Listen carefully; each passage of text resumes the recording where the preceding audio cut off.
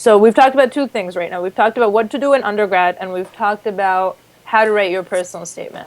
The third and most important thing is acing the DAT. You have got to ace the DAT. You took that bad class in college, you made a bad decision at some point, or you just had that rough semester and your GPA tanked. There's one thing that can compensate for your GPA like none other, and that's your DAT.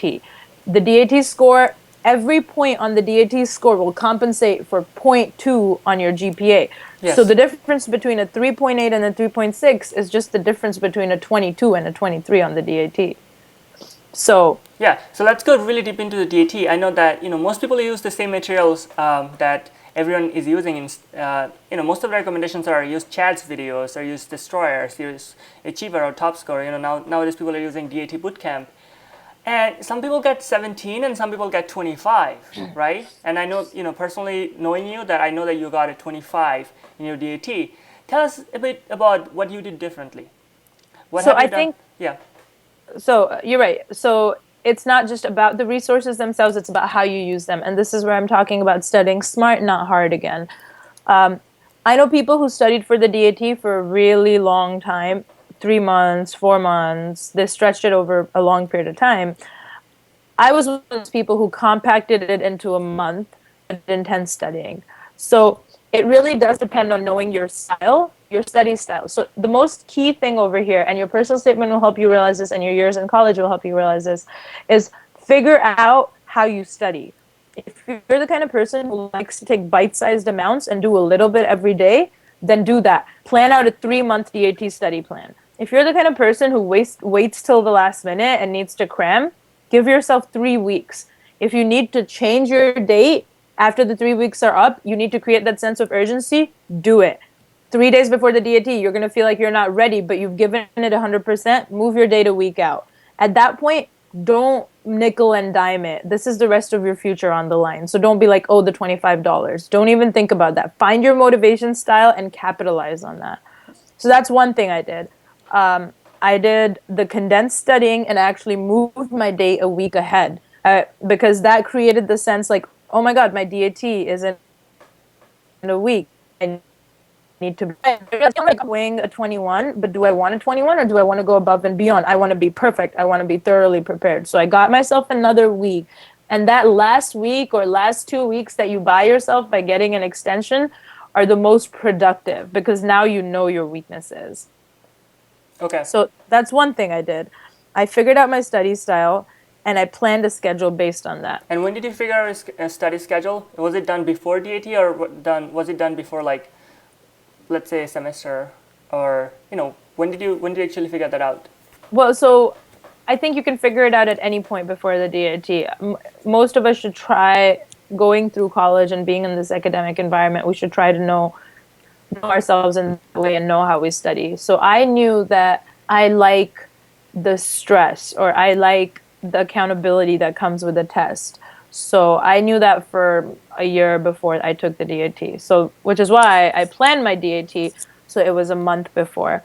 Right. A lot of people I know, however, were doing a part-time job at night and, taking summer classes and studying for the DAT. So if you're taking summer classes and studying for the DAT, I recommend at least 2 to 3 months. Yeah, so for example, I had only 20 days for my DAT, and then in that 25 days when I was studying for it, I was doing another project that I was really interested in. I got a $5,000 grant for it, and I was going to go to India. I packed so many things together, and what ended up happening was that I had to retake the DAT because I didn't do as well. So what would have been smart was to figure out that I don't have enough time and just say no to one of the programs that I got. But the other thing was that the money was important, because that's how I financed my dental school application. So it was a blessing in disguise, but I really had to, I had to take the DAT again, and I paid for it, and my score jumped a lot. So Well, it's good that it all worked out, but this brings us back to our first point, the ego. Like right. the ego and the need to do more. And I think that's very common in Penn, and it's a very common personality type in type A's. You want to do it all. You want to take it all on your plate. You don't want to say no to opportunities. And so you have to realize where your limit is, though. And if you're doing that, then give yourself more time. You're not like nobody is superhuman. We Right. all have our limitations. You know. So we should recognize what it is. And you're right, the money was helpful and it ended up working out okay. And sometimes it does, but sometimes it doesn't, which is why just as a rule, I think we should know when to start saying no, like you said. Right. Sorry, so coming back to the DAT, one of the things was knowing how to study, like planning out your schedule. The other thing, using the same resources, CHADS, DAT Bootcamp, Achiever, Top Score, there's ways to use them. So I can buy all the resources out there on the internet, but if I don't know how to use them, I'm wasting them. I'm literally just throwing my money away. And that's the other important thing. You need to hire a coach or hire someone who knows. You don't have to hire someone, have friends who've done it, but make sure that they know what they're talking about and ask them how to use the resources. Like the way I used Chad was very different from the way my friend used Chad. We used it for the exact same amount of time, but I think after 7 days of me on Chad versus 7 days of her on Chad, I knew everything there was to know about general chemistry and organic chemistry. And she only like sort of knew. She was like, I hope the questions are exactly the same questions that Chad checked went over. So that comes with like going in depth of the material without getting lost in the breadth of it. And I Yeah. think that's where a dental school coach would help, actually, which is why I think this is a great thing that you're doing. And the interesting thing is, you actually helped me create my own schedule. And you knew that my schedule is packed, so you really helped me narrow it down to like only focus on the things that matter. Exactly. Yeah. You have to narrow it down to the things that matter when it comes to that last minute studying. So I guess that's the skill I have from my last minute stressful style Right. of And studying. and even now, like I talked to a student a couple of days ago, and she mentioned that she used all the materials, but 7 days before the exam, she did not review any of them. She was just really stressed out. She was discouraged because of the score not being improved by so much work, putting on so much hard work. She just had, she almost cried. Said, I'm taking it third time now and I'm still not improving. And I suggested that, only use some resources. She was using 7, 8 different resources that you don't really need to use. You can only use 2 or 3 resources and really use them well. Tell us one more ways that you used to study differently for the DAT that helped you out. I think the most important thing when studying for the DAT is to be organized. And by being organized, I mean you have to, I don't want to give away everything right now, but I do think that you have to prioritize and pace out yourself. So if you're doing bio for 4 days, you're going to burn out of bio. So make sure you're following bio with like PAT. You're following PAT with math. And the way I did this was there were things that I did every single day, things that you need to do every single day in order to do well on the DAT.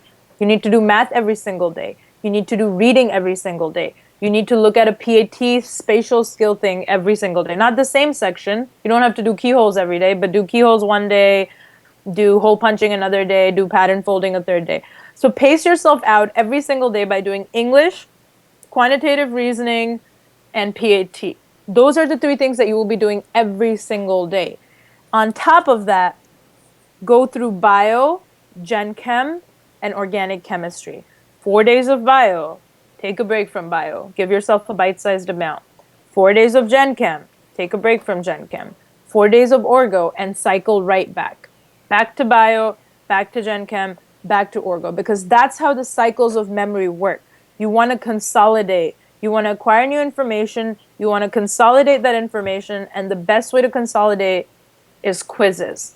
So you do 4 days of bio, but the 4th day is really just reminding yourself of information from day 1, 2, and 3. It's all about the recall. They've done studies that show if you recall information, it consolidates it in your mind forever, versus I could repeat the same information over and over again for twice as long and not remember it for as long in my life. So it's all about consolidating that information, especially for biology. Makes sense. So just pace it out and be really systematic and organized about your schedule during the DAT, during the DAT time. All right, let's jump ship and